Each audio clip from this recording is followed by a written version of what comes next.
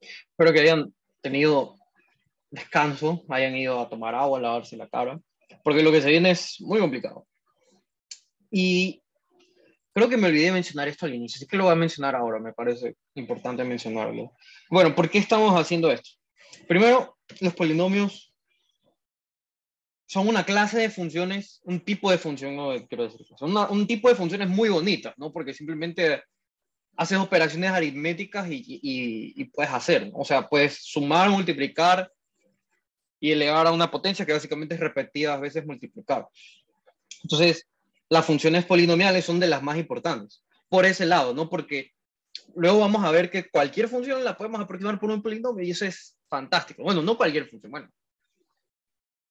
De alguna manera las funciones las podemos aproximar por polinomios, que eso es lo que vamos a ver en una de las aplicaciones. Pero también, bueno, bueno, desde el sentido puro, bueno, nos interesa estudiar los polinomios porque es matemáticas, entonces nos interesa estudiarlos porque son matemáticas, entonces queremos estudiar. Y también los polinomios aparecerán después, o sea, bueno, hay tres razones por las que estudiamos polinomios. Son bonitos porque se puede aproximar funciones, por lo menos continuas, se pueden aproximar por polinomios. Luego tenemos desde el punto de vista matemático, porque simplemente porque son matemáticas nos interesan los polinomios. Y el tercero es porque en álgebra lineal vamos a utilizar polinomios, porque hay un polinomio asociado a una matriz que habla, bueno, eh, básicamente ¿qué?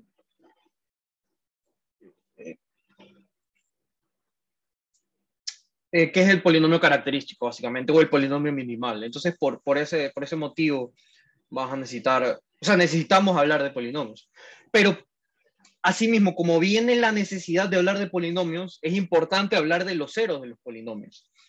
Y es importante reconocer que hay polinomios en los números reales que no tienen ceros. Entonces, por eso aparecen los números complejos. ¿Ok? Como vamos a ver una pequeña introducción de los números complejos.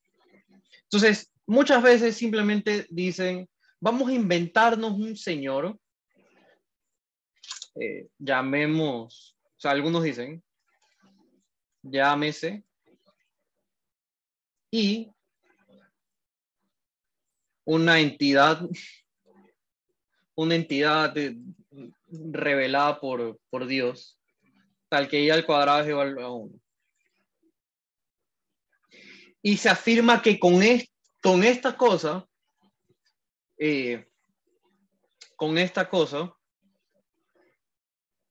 podemos hacer lo que se llama la cerradura de R. Si tomamos los reales y le agregamos I, esto lo llaman C, que básicamente son los números de la forma A más BI, donde A y B son números reales, y se construye una multiplicación. Bueno, hay una multiplicación bonita, una suma bonita, multiplicación por escala real. Entonces, C es un álgebra sobre R, tiene inversos multiplicativos, entonces C es un campo, en fin. Y con la propiedad de que los polinomios son cerrados, que todo polinomio tiene ceros. Entonces vamos a hacer un poquito de cuentas ahorita. Por ejemplo, si yo considero P de Z, o bueno, si queremos, porque la mayoría de veces se enuncia Z como los polinomios en variable compleja. Si yo tengo Z al cuadrado más 1, entonces este polinomio que en los reales no tenía ceros, pues ahora yo voy a tener que P de Z es igual a Z menos I, y puede ser Z más I. Por otro lado, un polinomio,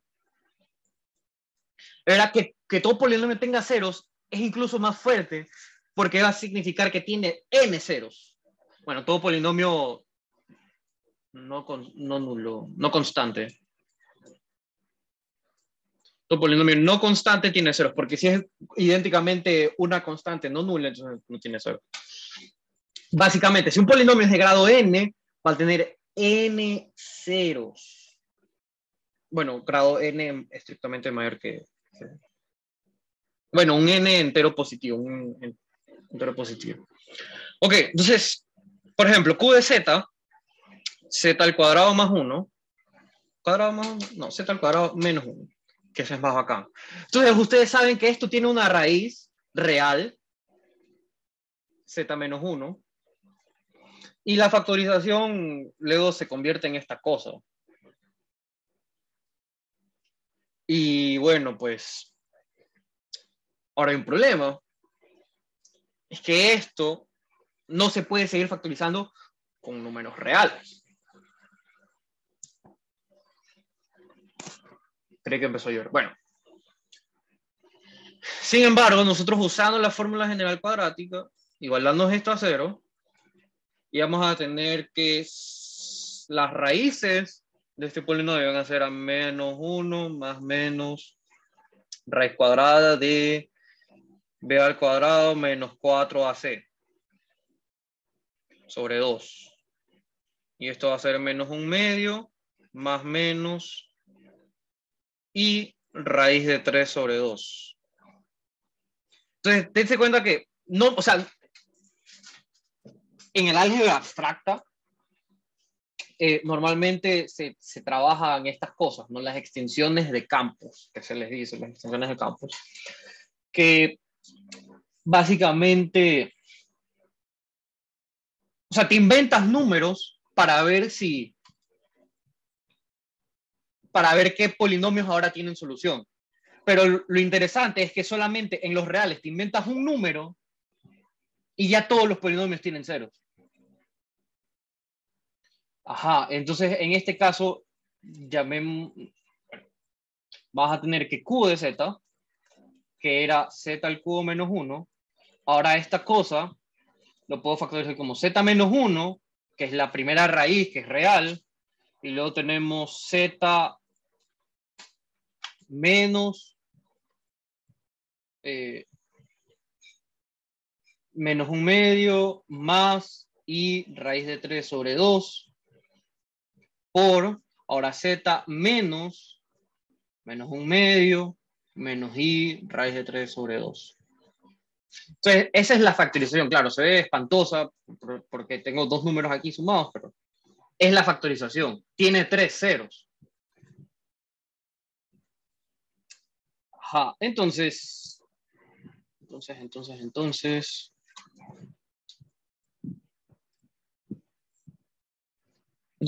básicamente, solamente necesitamos agregarle un numerito a los reales, de tal manera que todo polinomio en ese nuevo conjunto, todo polinomio no constante va a tener ceros. Tiene al menos un cero. Pero bueno, esto de inventarse un número realmente a mí me molesta bastante. Como decir así de la nada, sabes que no importa, digamos que es, y es. Entonces, la forma, la que vamos a ver ahora, es una de las justificaciones algebraicas ¿de qué? De ir a este mundo. Entonces, vamos a darlo, vamos a ir poco a poco. Entonces, lo que se define es el conjunto y vamos a definir el conjunto de todos los múltiplos, podremos escribirlo así, r de x por x al cuadrado más 1, que básicamente son todos los q multiplicados por x al cuadrado más 1, tal que q pertenezca a los polinomios, ¿no? Consideramos este conjunto, el conjunto de todos los múltiplos de x al cuadrado más 1, porque este sujeto, x al cuadrado más 1, es el que nos da los problemas, ¿verdad? X al cuadrado más 1 es el que da problemas en R. Entonces definimos este conjunto de todos los múltiplos de x al cuadrado más 1. Y bueno, hay una proposición, un par de cosas sobre este conjunto, un par de propiedades de este conjunto I. Que si yo tomo dos elementos de I, entonces la suma de ellos pertenece a I. Ahora, si yo tomo, por ejemplo, un número real y un elemento en i, alfa por r está en i. Entonces, solamente estas dos cosas significa que i es un subespacio vectorial de los polinomios, Rx, ¿verdad? Porque es cerrado bajo suma y por multiplicación por escalar. O sea, es cerrado bajo combinaciones lineales. Y bueno, eso es interesante, pero hay una propiedad, que esta propiedad es del álgebra. Ah, sí empezó a llover, maldición. Tengo que cerrar las ventanas un segundo.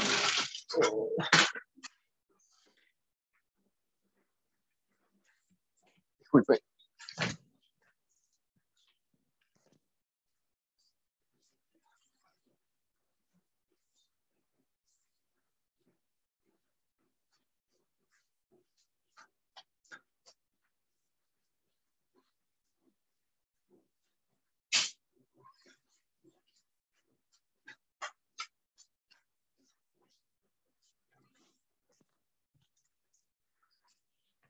Ok, continuamos. Entonces, si yo tengo un número, perdón, un polinomio un polinomio múltiplo de x al cuadrado más 1, y yo tomo un polinomio cualquiera,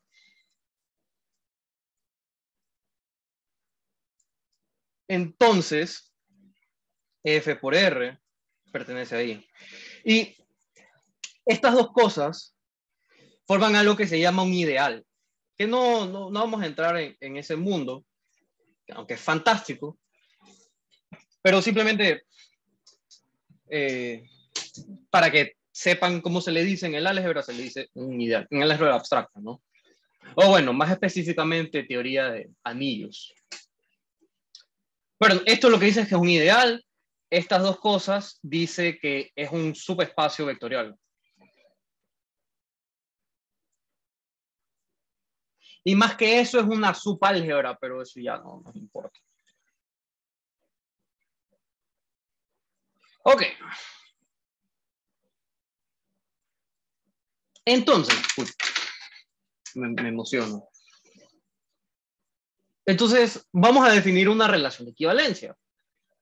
Entonces, vamos a definir una relación de equivalencia. Vamos a decir que dos polinomios sean f y g, dos polinomios en Rx.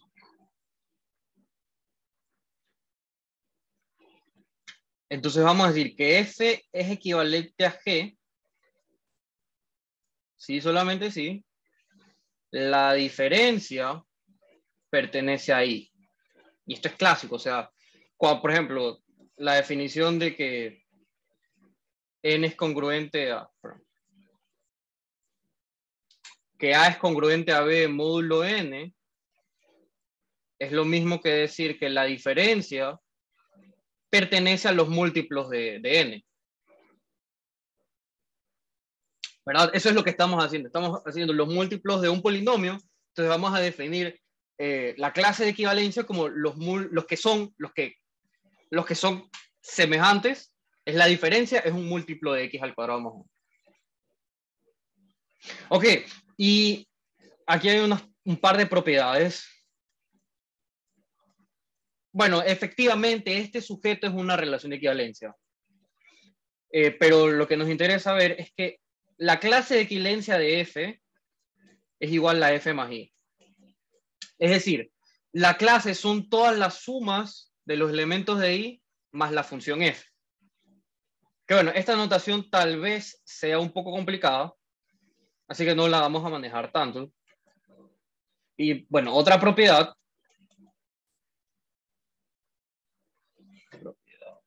Propiedad. Esto es una propiedad y esto es propiedades. Entonces, si yo tomo dos funciones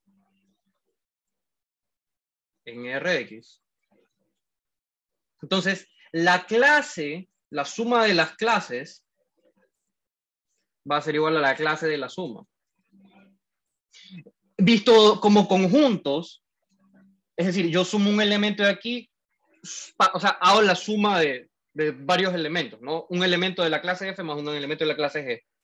Entonces, eso va a estar en la clase de F más G, y cualquier elemento de la clase F más G va a estar acá. Ya. Pero en otras palabras, esto equivale a decir que el conjunto F más I sumado con el conjunto G más I es igual al conjunto F más G sumado con I. ¿Sí? Y por último, la multiplicación de clases, es decir, tomo un polinomio en la clase de F y un polinomio en la clase de G, la multiplicación de esas dos cosas es igual a esta cosa. Esto no lo vamos a detallar tampoco. Y bueno, hay un siguiente resultado, que no lo voy a escribir porque bueno, ya está escrito acá. Básicamente, si tenemos tres polinomios, bueno, tres polinomios cualesquiera, entonces estas 8 propiedades se cumplen. La suma de las clases es conmutativa, porque bueno, esto se comporta conmutativamente. La suma de las clases es asociativa.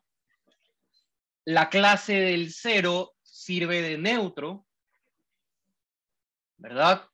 La clase, bueno, existe el inverso, pero la clase inversa básicamente. Luego, la multiplicación es asociativa.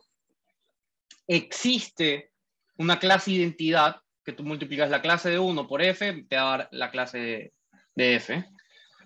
La multiplicación es conmutativa y la multiplicación de clases se distribuye con respecto a la suma. Se viene el diluvio.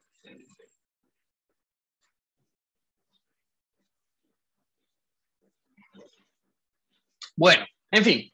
Entonces, estas 8 propiedades, si recuerdan, lo que significa es que R de X partido en Y, es decir, el conjunto de clases de equivalencias, es un anillo. Y bueno, más allá, es un espacio vectorial, es un álgebra conmutativa, pero no nos interesa esa parte, todavía. Lo importante es que R de X partido en Y es un anillo, pero hay una propiedad más fuerte que no la hemos conversado aún. Que para tú, bueno, simplemente una observación, no es tan fuerte, pero es que para todo F va a existir un polinomio, un único polinomio de grado, aquí dice grado 2, es de grado 1, un polinomio de grado 1, tal que la clase de F es igual a la clase de AX más A0. Y esto es fácil de ver porque nosotros podemos tomar sea F, un polinomio cualquiera, no nulo. Entonces nosotros podemos tomar, por el algoritmo de la división, lo podemos ver como Q por X al cuadrado más 1, más un residuo, pero va a ser de la forma A0X, perdón, A1X más A0.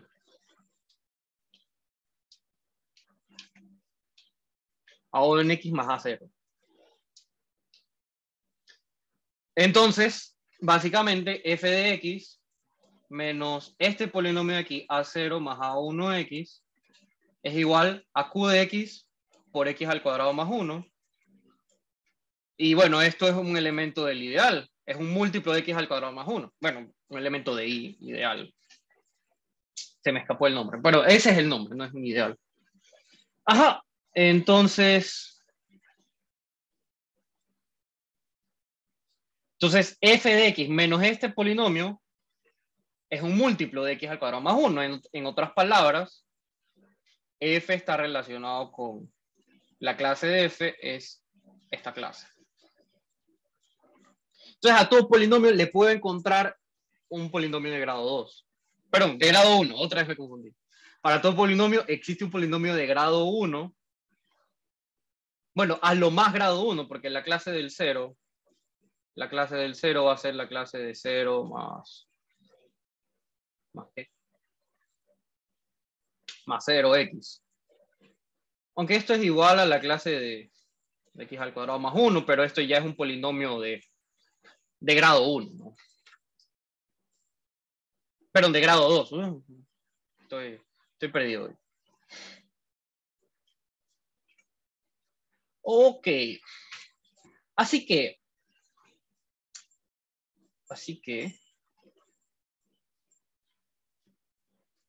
bueno, vamos a ver otra observación, que la clase de x al cuadrado es igual a la clase menos 1, que eso se asemeja a una cosa de que y al cuadrado es igual a menos 1, ¿no? Pero bueno, entonces la siguiente observación es que si un polinomio no es nulo y se puede escribir a0 más a1x, entonces a0 al cuadrado más a1 al cuadrado tiene que ser distinto de 0. ¿Ok? Eso es muy importante por lo siguiente.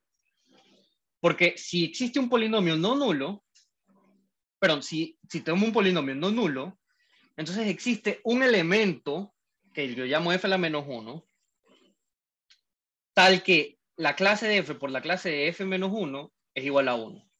¿Y esto qué significa? Que existen inversos multiplicativos. ¿Ok?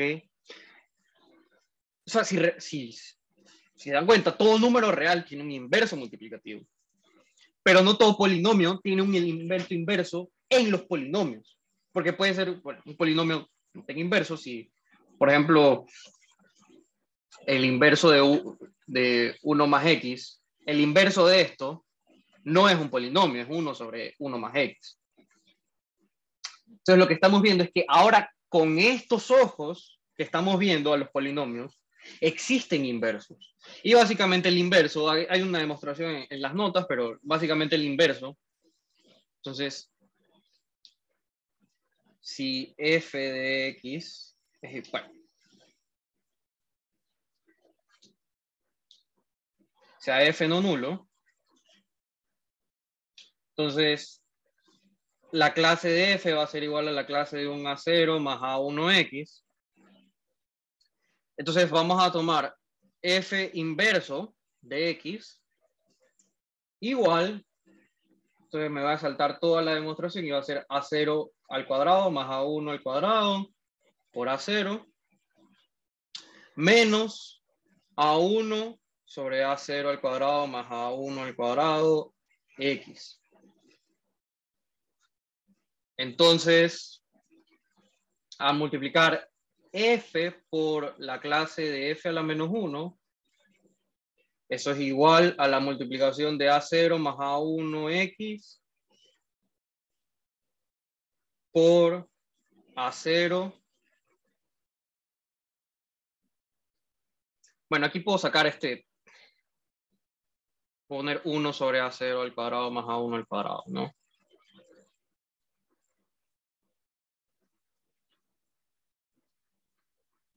Y entonces vamos a tener a0 menos a1x multiplicado por esta constante. Pero como es una constante, la voy a sacar de la clase. Eso creo que no lo mencioné, pero igual lo podemos hacer. A0 al cuadrado más a1 al cuadrado. Ok, entonces hagamos esta multiplicación. Es una multiplicación de polinomios de grado 1, entonces esta multiplicación sí es bonita de realizar. Nos va a quedar a0 al cuadrado más a1 más a1. Esto es una diferencia de cuadrados, ¿no? Tenemos a0 al cuadrado más a1 al cuadrado x al cuadrado. No, menos, porque es una diferencia de cuadrados. Ya, pero recuerden que la clase de x al cuadrado es igual a la clase de menos 1. Entonces esto es igual a 0 al cuadrado más a1 al cuadrado a 0 al cuadrado. O si queremos como que ser más estrictos, yo lo puedo ver como más.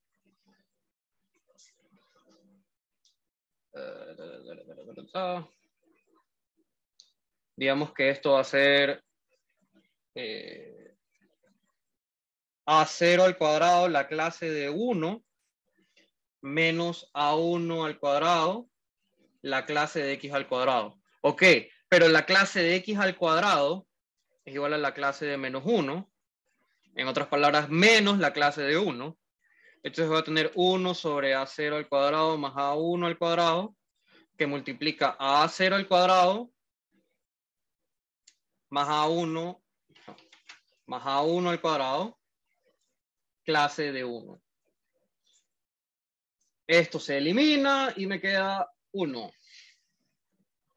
Claro, está en el texto la prueba de que existe este polinomio. Básicamente es resolver un sistema de ecuaciones. Lo que nosotros estamos haciendo aquí simplemente es la comprobación. Y bueno, esta fórmula debería ser, debería como que ser, recordarnos a algo, ¿no? Que vamos a definir en unos segundos. Entonces, vamos a olvidarnos de las clases de equivalencia. Vamos a olvidarnos de las clases de equivalencia y vamos a llamaremos el conjunto de números complejos, por definición, va a ser esta cosa de aquí.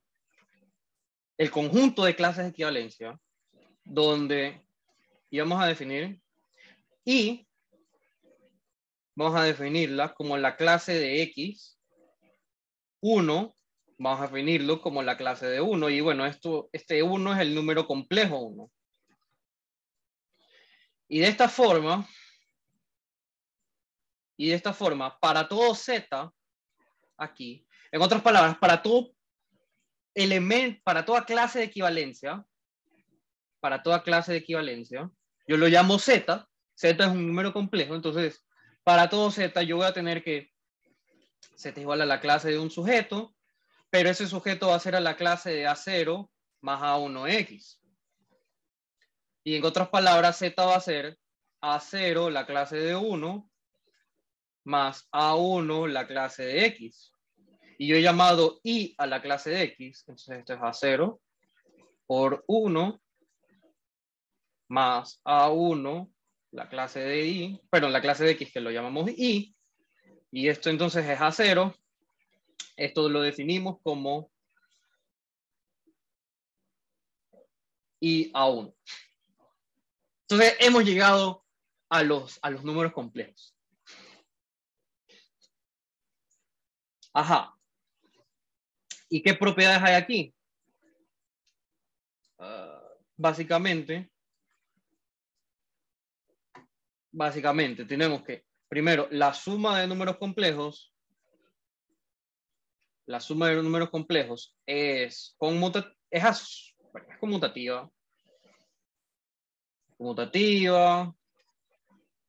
Si tomamos tres números complejos, la suma es asociativa.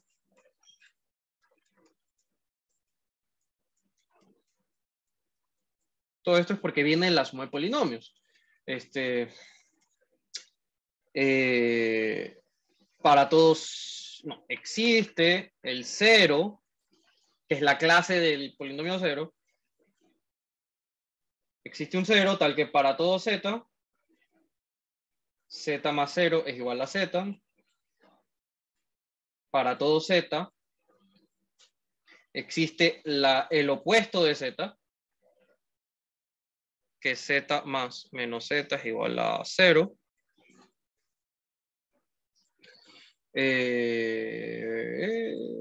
La multiplicación es conmutativa. Bueno, póngale que es asociativa primero. Z1, Z2, Z3. Z1, Z2 por Z3 igual a Z1, Z2, Z3.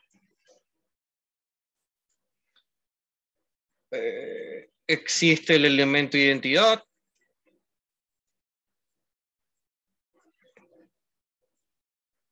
Tal que 1 por Z es igual a Z.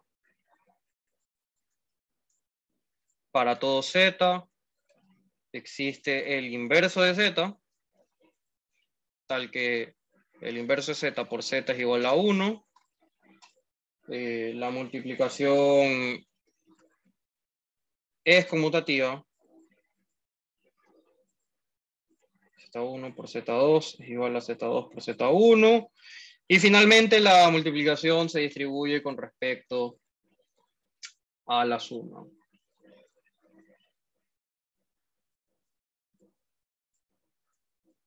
Z1 por Z2 más Z3 igual a Z1 por Z2 más Z1 por Z3 y la distributividad por el otro lado sale de la conmutatividad del producto.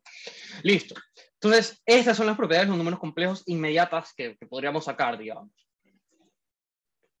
¿Qué son las propiedades que cumplen también los números reales? Estas propiedades también los cumplen los números reales, los números racionales. Y bueno, una infinidad de conjuntos más que no conocemos, pero que también cumplen estas propiedades. Y estas son los que llamamos los axiomas de campo, o cuerpo, o field, Körper en alemán. Entonces,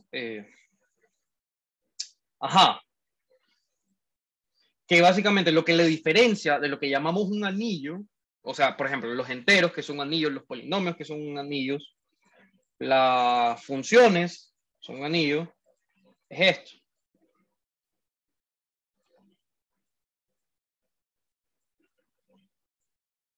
Esto de aquí.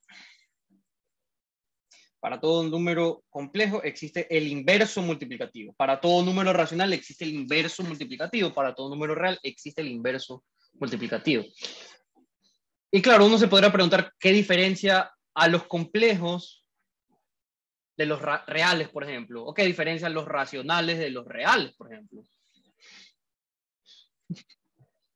Recibo el comentario de Mario que mandó en el chat. Ajá. Entonces, ¿qué diferencia? Primero, la diferencia entre los racionales y los reales es un poquito más avanzada, que la vamos a ver en otro momento.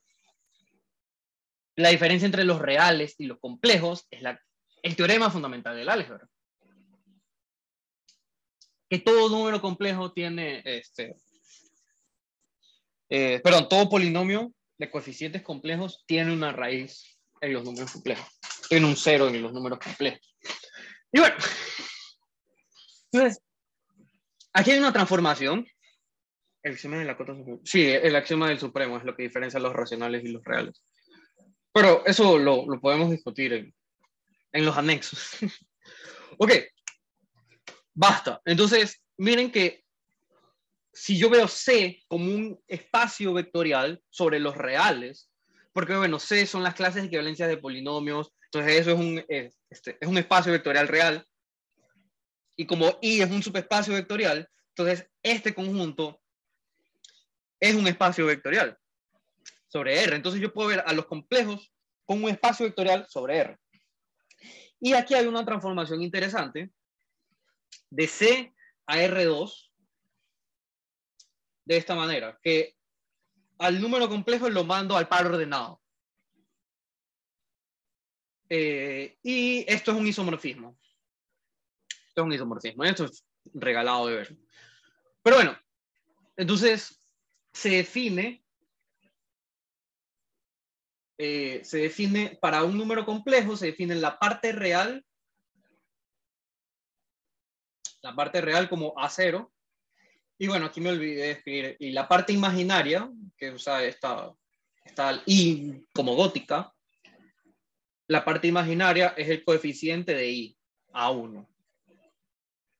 Y bueno, dense cuenta que si tenemos un número complejo, vamos a definir el valor absoluto de Z, el valor absoluto del número complejo, como la norma de TZ.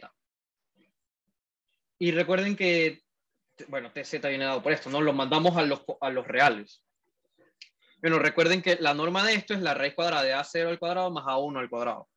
Bueno, la norma de un número complejo es las componentes, ¿no? Y si definimos el conjugado de Z como la parte real de Z menos I veces la parte imaginaria. Y aquí hay una observación interesante. Bueno, si tenemos un número complejo, entonces la parte real es el promedio de las partes de la suma, es el punto medio de Z y Z barra. Si lo observamos que en el plano complejo, la parte real es el punto medio entre Z y su conjugado. Y bueno, aquí la parte imaginaria es una cosa casi extraña, pero similar. O sea, si hacemos la diferencia, nos va a quedar la parte imaginaria menos más 2 veces, o sea, nos queda 2 veces la parte imaginaria, 2 veces y la parte imaginaria. Entonces, si lo dividimos para 2y, me queda la parte imaginaria. Y por último, si tenemos un número complejo no nulo, multiplicar el conjugado con z nos da el valor absoluto de z al cuadrado. Y esto nos regala una fórmula del inverso, que es semejante a la fórmula que habíamos visto hace un momento. ¿Ok? Bueno, básicamente lo que estamos diciendo aquí es que z barra sobre el módulo, pero el valor absoluto de z al cuadrado, por z es 1. Entonces, como tengo un elemento que multiplica z y eso me da 1, entonces no le queda otra que el inverso multiplicativo de z sea igual a esto. Y bueno, propiedades muy bonitas. Hay una proposición también la siguiente, que si tenemos un número complejo, la parte real es menor, el valor absoluto de la parte real es menor o igual que el valor absoluto de z, y el valor absoluto de la parte imaginaria es menor o igual que el valor absoluto de todo el número complejo. Y bueno, aquí hay unas propiedades interesantes, que el valor absoluto es mayor o igual que 0, es igual a 0 si solo si z es igual a 0, la multiplicación de números, perdón, el valor absoluto y la multiplicación es igual a la multiplicación de los valores absolutos, y ahora salió el sol. ¿Qué es esto? Bueno. Y la desigualdad triangular. Bueno, todo esto se prueba fácil usando este hecho de aquí, que el valor absoluto al cuadrado es igual a la multiplicación por el conjugado. De hecho, podríamos revisar la última, que digamos que es la más z más w. El valor absoluto de esto al cuadrado es igual a esto por el conjugado, pero aunque no lo hemos hablado, pero el conjugado de la suma es la suma de los conjugados. Esto me queda z por z barra más wz barra más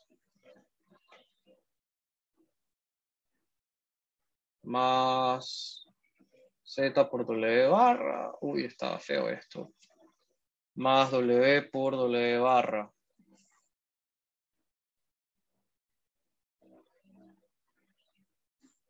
Cauchy-Schwarz.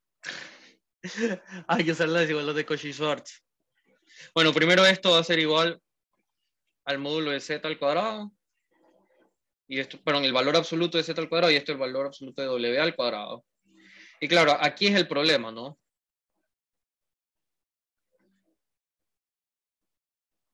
Ahí está el problema.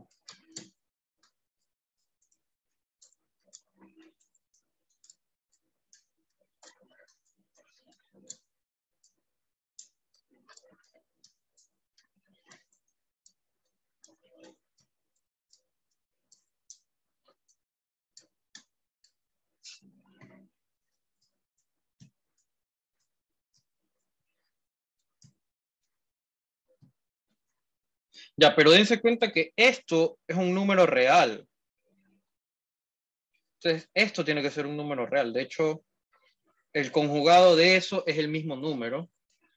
Bueno, una propiedad es que si W es esto, entonces la parte imaginaria de Z es 0. Uy, no. Pongamos la I gótica, porque nosotros ya usamos IM para la imagen. La imagen de una transformación. Pongámosle la parte imaginaria de Z es 0.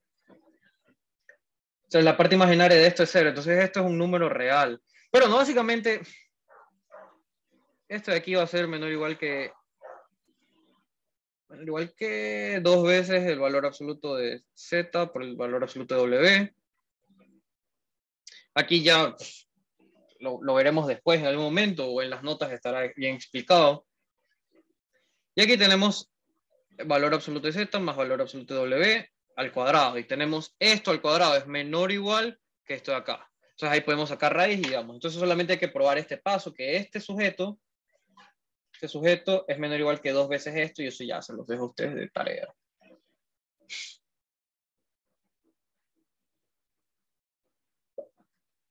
Sí, ok. Bueno, ¿qué más tenemos por acá de los complejos? Ajá, bueno, definimos esta transformación de los reales a los complejos. Vamos a incrustar a los reales en los números complejos. Entonces, esta función t de x es igual a x más y0. Entonces, esta función es inyectiva y cumple que t de x más y es igual a t de x más t de y que t de x por y, aquí estoy multiplicando dos números reales, la multiplicación de dos números complejos, pero que básicamente van a tener parte imaginaria 0.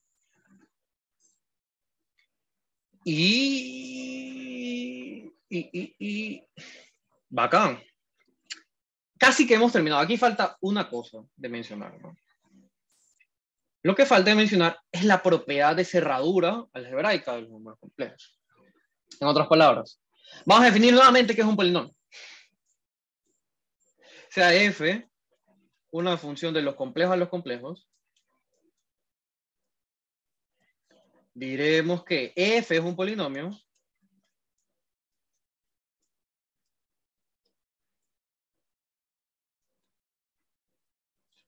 si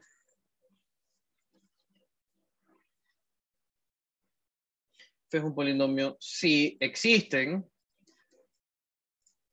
Aquí vamos a ser más restrictivos porque ya probamos para los reales y la prueba de todo lo que vimos en los reales es equivalente, es lo mismo para los complejos. Entonces, no cambien nada. Entonces, diremos si existen únicos a 0 hasta a sub m, y ahora son números complejos,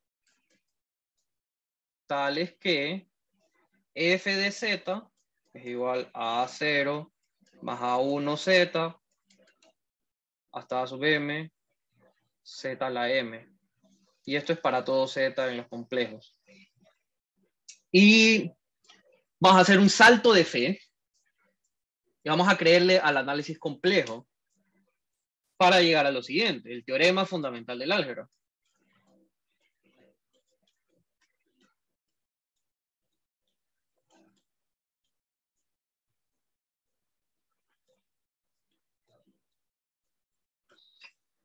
Entonces, el teorema fundamental del álgebra dice lo siguiente: sea P un polinomio de coeficientes complejos,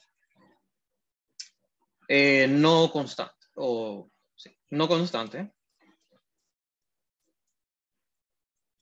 no constante. Entonces, P tiene al menos un 0. Entonces, ¿qué vamos a hacer? Vamos a probar el contrarrecíproco. Bueno, probar. Vamos a utilizar un hecho fuerte del análisis complejo para probar el contrarrecíproco.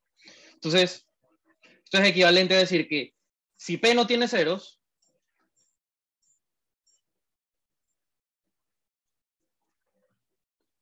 P es constante. Ok, recuerdos de Vietnam. Entonces, prueba. Prueba.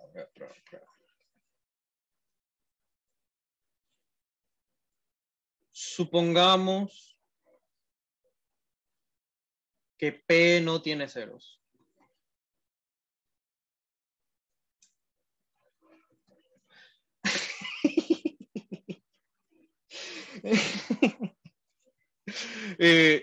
Note que P, por ser un polinomio, es una función que va de los complejos a los complejos. Como es un polinomio definido en todos los complejos y P es diferenciable, P es entera. ¿Qué será eso? P es una función entera. Oye, aguanta, me dicen en el chat. Es una función entera. Básicamente, es que P es una función que es diferenciable en todo su dominio. Y como todo su dominio es los complejos, entonces se dice que es una función entera. Ok, eso es una función entera. P es una función entera y espero que todos ya hayan visto cálculo, ¿no? O bueno, algo hayan leído de cálculo. Sé que uno todavía no entra a estudiar. Bueno, entonces, recuerden que yo puedo hablar de la división por una función siempre y cuando esa función nunca sea cero. Entonces, como P no tiene ceros, es distinto de cero para todo Z, 1 sobre P de Z también es una función entera. O sea, está definido en todo C, y como 1 sobre P es bueno, P es diferenciable en todo su dominio, continuamente diferenciable, entonces también es diferente. Entonces P de F es una función entera. Básicamente es un polinomio que está definido en todo C. Ah, bacán, ya. Pero ahora noten lo siguiente. Cuando Z, el módulo de Z tiende a infinito, el módulo de P de Z también se va a infinito, porque es un polinomio. O sea, P, si P de Z es igual a una cosa así,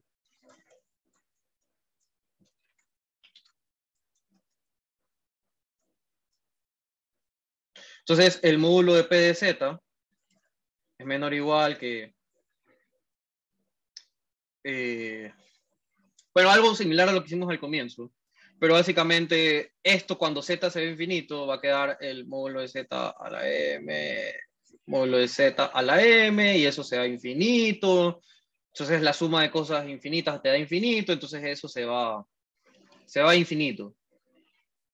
Ok, pero esto quiere decir que el límite cuando el módulo de Z se va a infinito del módulo de 1 sobre P de Z es 0. Porque tengo 1 sobre infinito y 1 sobre infinito sabemos que se va a 0.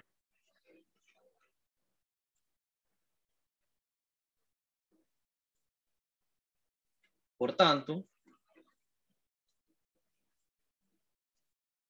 el límite cuando el módulo de z sea infinito, el módulo de 1 sobre p de z, eso se va a 0. Pero esto significa que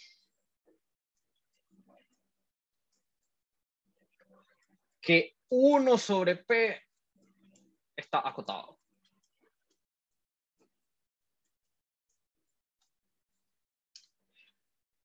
Uno sobre p, como 1 sobre p está acotado. Bueno, es una función entera.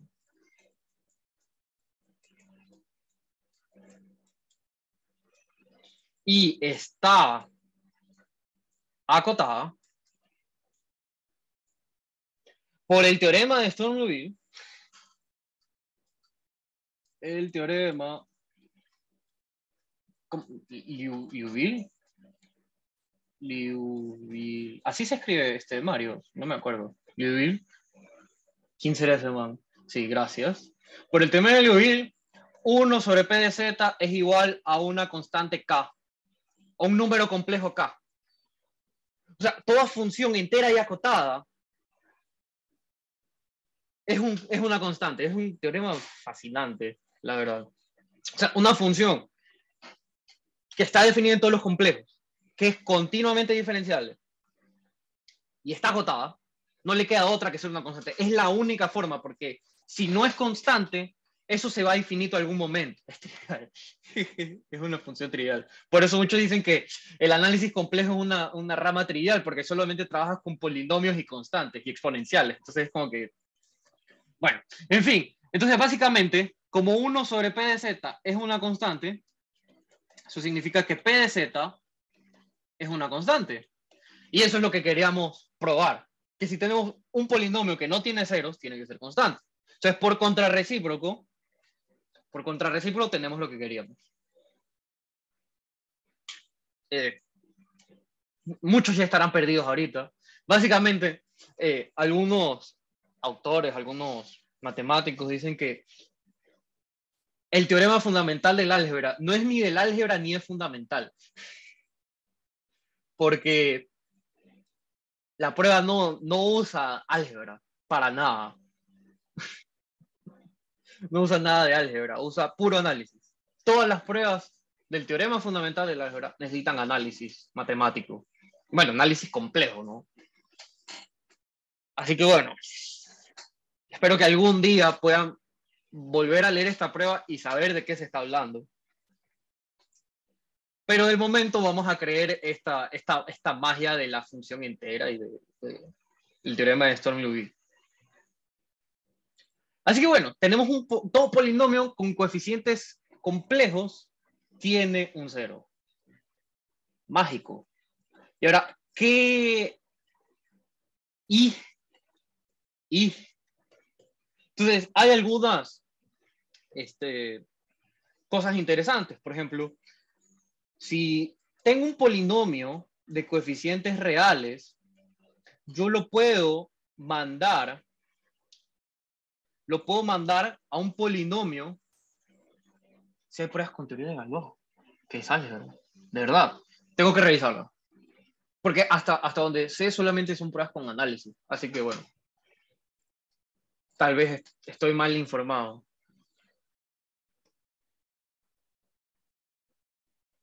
Ok, voy a echarle un ojo.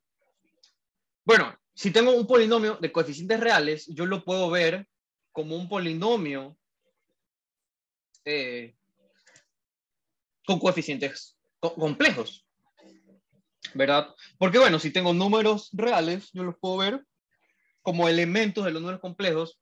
O sea, si P de X es igual a 0 más A1X más A sub M, X a la M, yo lo puedo mandar al polinomio A0 más I0, A1 más I0 por Z más AM más I0 por Z a la M. Sería P de Z, ¿no? Entonces, yo puedo un polinomio con coeficientes reales, lo puedo mandar a un polinomio con coeficientes complejos y de esta manera, todo polinomio real tiene al menos un cero complejo. Y una observación es que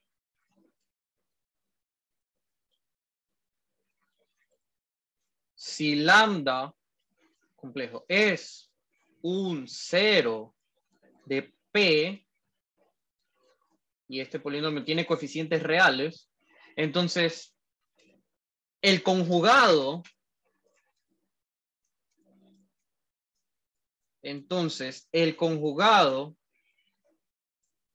también es un cero. Uy, mezclé la B con la M. También es un cero de P. Y esto básicamente porque voy a tener que P de lambda es igual a 0, pero esto va a ser A1 lambda, perdón, A0 más A1 lambda más A sub M lambda a la M.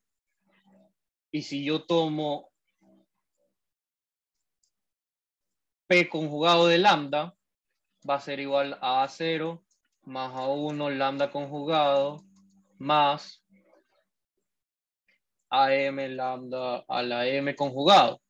Pero por propiedades del conjugado, bueno, esto es 0 conjugado es igual a esto, pero esto es 0. Y esto es P del conjugado de lambda, por propiedades del conjugado. O sea, yo puedo aquí poner lambda, el conjugado de lambda a la M es el conjugado de lambda a la M, básicamente. Eso es lo que habría que argumentar.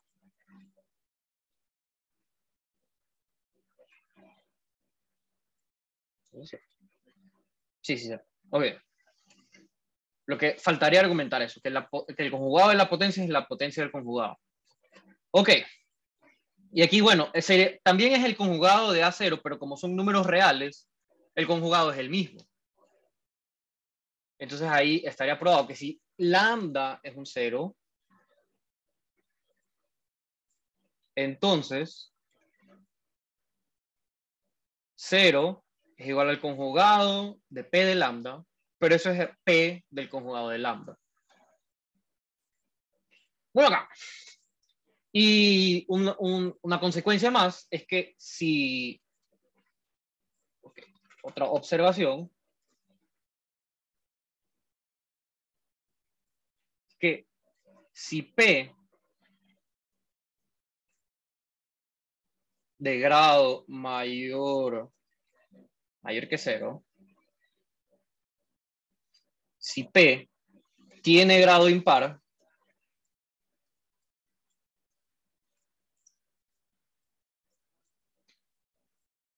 P tiene al menos un 0 real.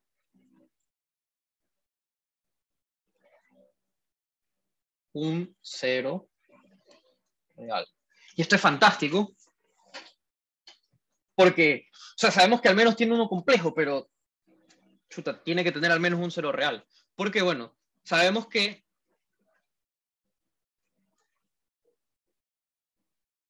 lambda es un 0 de P. Entonces, lambda conjugado también.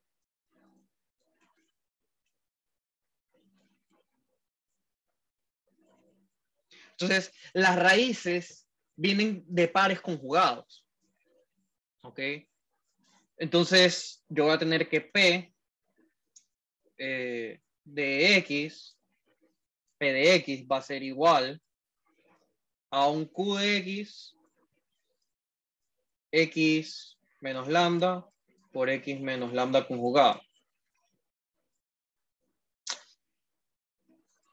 Y así yo podría, digamos, seguir. Entonces, si tengo un 0 de Q complejo, va a tener su conjugado y así. Entonces, digamos que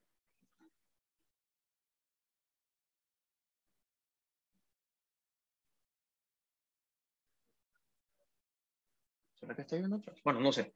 Ok, entonces, de esta forma, si el número es impar, entonces va a tener un 0 lambda 1 y va a tener lambda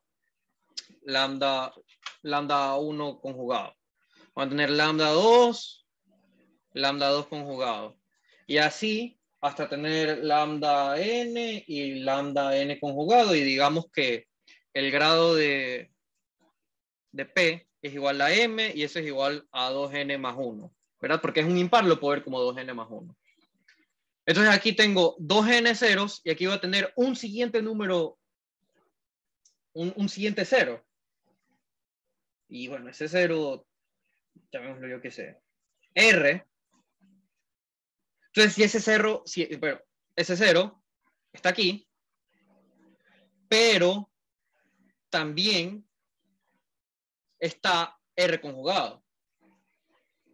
Pero como no puedo tener más ceros, porque si tengo más de m ceros, voy a tener problemas. ¿Ok? Y claro, este R tiene que ser distinto de los de acá. O sea, aquí puede haber multiplicidad. Aquí puede haber multiplicidad. O sea, puede ser que un lambda J sea igual a un lambda I. Pero aquí no puede haber multiplicidad. Con este R. Con este último R. Entonces, de ley, este sujeto tiene que ser igual a su conjugado. Y como es igual a su conjugado, R es un número real.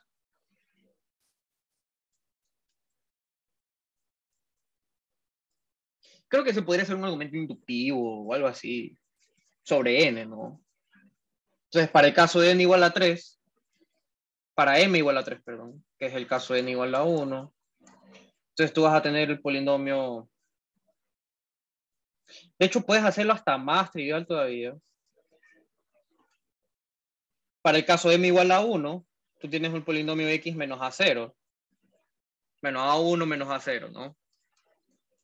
Y estas son coeficientes reales. Y bueno, la raíz real, el 0 aquí, es a0 sobre a1. Bueno, si ponemos aquí más, esto es menos a0 sobre a1. Eso es el 0 real. Y bueno, si supones para un perdón, para n igual a k, entonces m es igual a 2k más 1, ves el siguiente grado. Entonces, como multiplicas algo, va a ser un polinomio de grado... O sea, entonces vas a tener P de X es igual a un polinomio de grado 2, o una cosa de grado 2,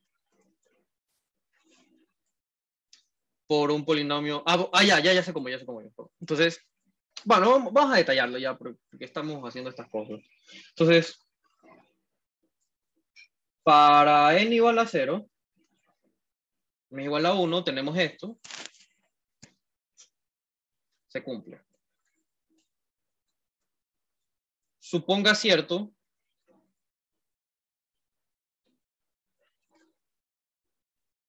para n igual k. Entonces, sea P un polinomio de grado...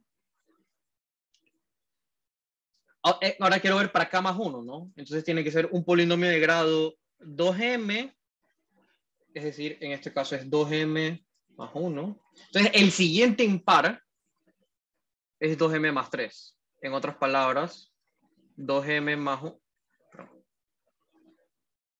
¿Qué estoy haciendo? A ver, perdón, déjame reescribir esto bien. Ok. Entonces, supongamos cierto para n igual a k, es decir, que un polinomio de grado m dado por 2k más 1, un polinomio de ese grado tiene una raíz real. Ok, entonces sea P un polinomio de grado, tenemos que ver el siguiente, ¿no? Tenemos que ir al caso de n igual a k más 1. Entonces P tiene que ser un polinomio de grado m igual, bueno, digamos un polinomio de grado 2k más 3. En otras palabras, 2k más 1 más 3. Estamos en este caso de n igual a k más 1. Ok, entonces sabemos que P tiene un 0 lambda. Belleza. Entonces puedo decir que P de X es igual a X menos lambda por Q, llamémosle Q1 de lambda. Y por otro lado, P de X también es igual a X menos lambda, X menos lambda conjugado por un Q de X. Por Q de X. Lambda complejo. Entonces yo puedo escribir a P como X menos lambda por X menos lambda barra por un Q de X. Y Q, el grado de Q, tiene que ser igual a 2K más 1. ¿Por qué? Porque el grado de P es 2K más 3. Entonces aquí está 1, aquí está 2, y aquí está 2K más 1. Entonces el grado de Q tiene que ser 2K más 1. Ah, ya, pero entonces Q, por hipótesis inductiva, Q tiene un 0. Un 0R real. Como Q tiene un 0 real, entonces P tiene un 0 real. Porque P es igual a Q por R. Entonces P de R es igual a R menos lambda barra Q de R. Esto es igual a 0. Por tanto, P tiene un 0 real. Y esto lo que permite es factorizar polinomios. Bueno, el teorema fundamental de álgebra permite factorizar polinomios con números complejos. Pero para factorizar polinomios reales, como están los complejos y los complejos no son números reales, lo que podemos hacer es lo siguiente, podemos factorizarlo de esta forma. Podemos factorizarlo como R1, X menos R2, y bueno, alfa una constante. XRM, y luego polinomios de grado 2, x al cuadrado, llamémoslo A1x más B1, multiplicado por x al cuadrado más A2x más B2, y así hasta x al cuadrado más A sub ¿qué? Pongámosle A sub n, x más B sub n. Y claro, estos son los ceros reales, y esto sale de la multiplicación de x menos lambda con x menos lambda barra. Entonces podríamos darle una cara a estos sujetos A sub n, B sub n, que básicamente son los x al cuadrado,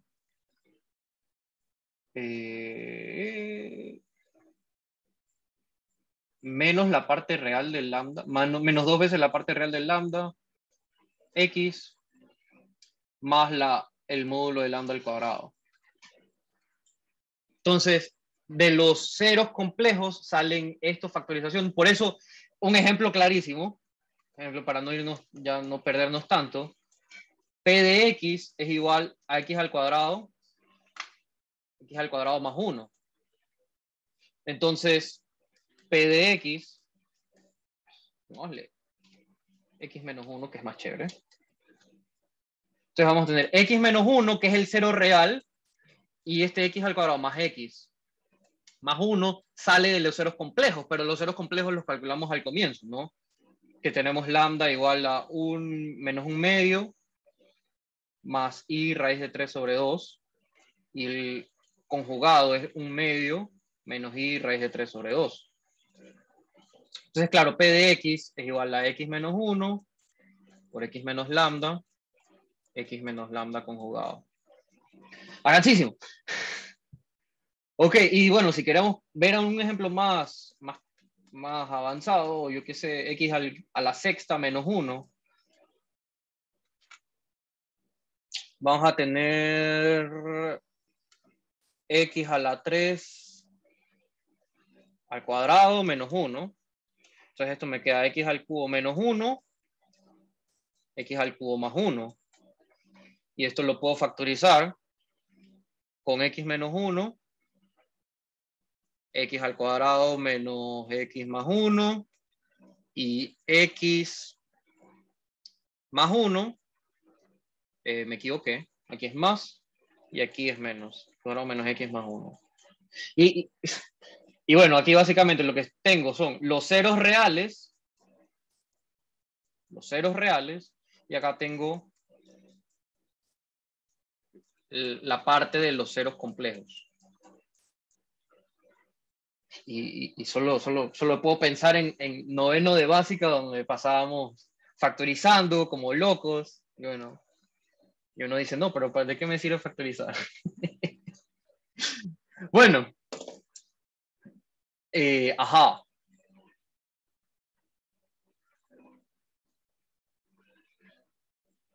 Entonces, bueno, sabemos que estas cosas salen de los ceros complejos de Q, que son los llamados raíces de la unidad. Por eso es importante estudiar estos polinomios en la forma x a la n menos 1. Son las raíces de la unidad. En fin, entonces, ¿hay algo más de hablar de los complejos? Creo que no. Creo que no. Así que bien. ¿Qué tal les ha parecido?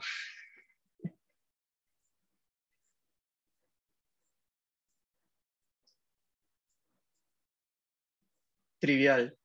Sí. Trivial.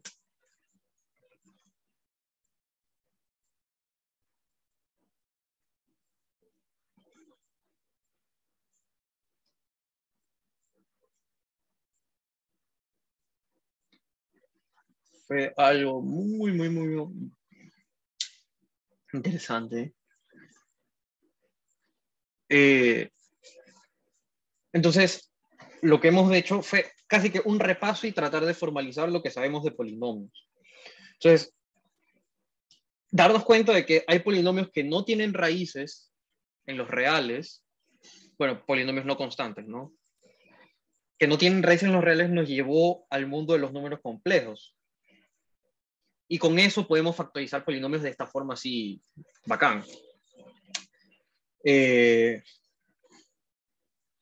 Por otro lado, ¿qué más hicimos? Tengo 15 páginas, wow. Ah, ya, bueno,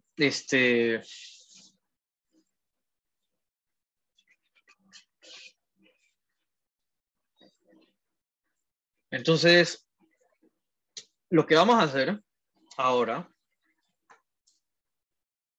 es reforzar el concepto de espacio vectorial y reforzar el concepto de campo. O sea, vamos a abstraer el concepto de campo y vamos a hablar de espacios vectoriales sobre cualquier campo. Porque, bueno, formalmente el curso en el mundo, en la universidad que empieza con se estudia supuestamente espacios vectoriales sobre campos abstractos. Entonces,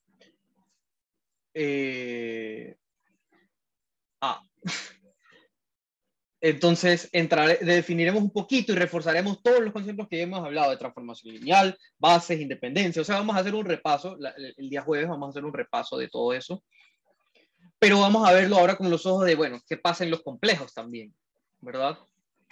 Y también vamos a empezar a definir como el producto interno, que si se dan cuenta, el producto interno en espacios complejos, por ejemplo, en C2,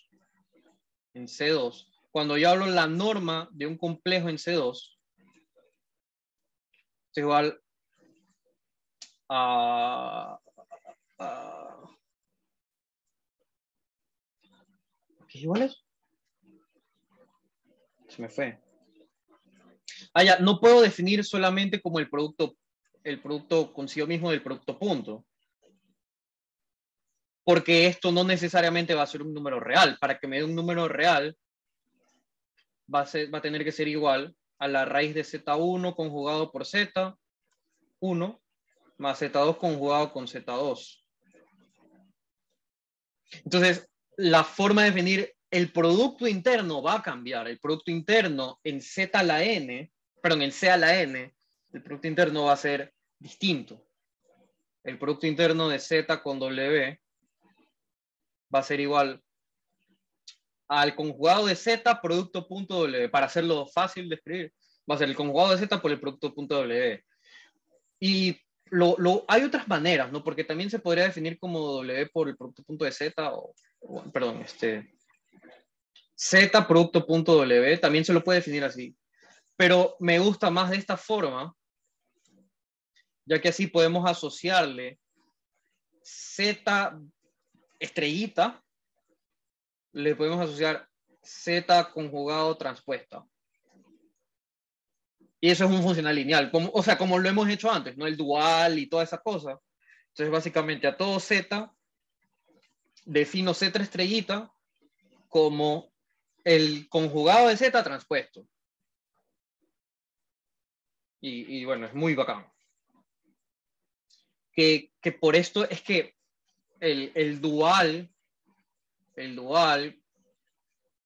no necesariamente, o sea, no es un isomorfismo bacán de B al dual, pero sí es un isomorfismo bacán de B al doble dual o al doble transpuesto, porque si haces la transpuesta conjugada del transpuesto conjugado, vuelves a Z.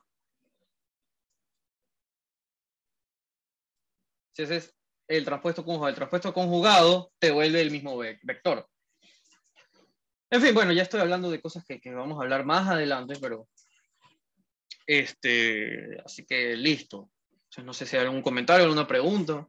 Si no, ya nos veremos el jueves a seguir hablando de espacios vectoriales. Y después,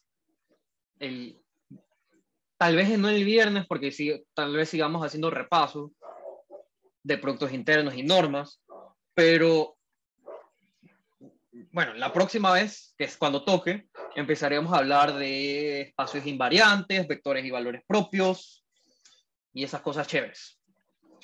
Así que listo.